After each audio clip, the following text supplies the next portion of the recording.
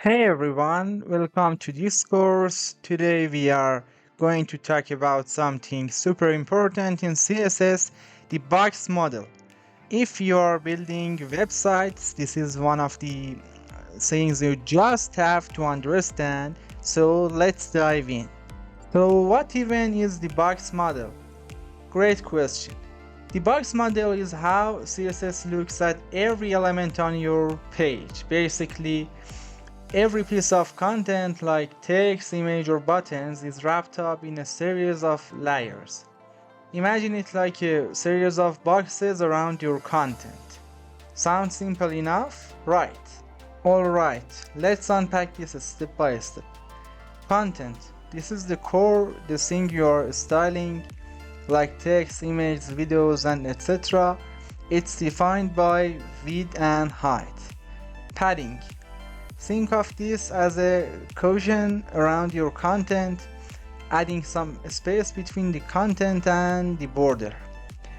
Border. The border sits around the padding. You can make it thick, thin, dashed, or even colorful. And margin, finally, the margin is the outermost layer.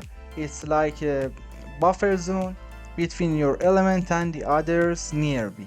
How does the box model help with positioning? Here is the fun part.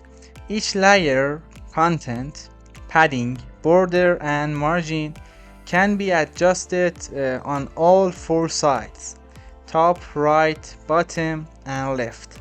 For example, you can add padding just to the left to nudge the content inward, or increase the margin on top to create extra space between elements.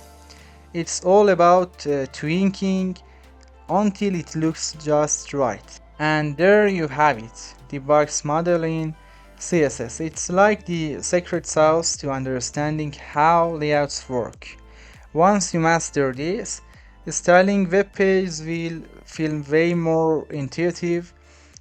Stick around because next we are diving into how to tweak these layers with CSS properties. See you in the next section.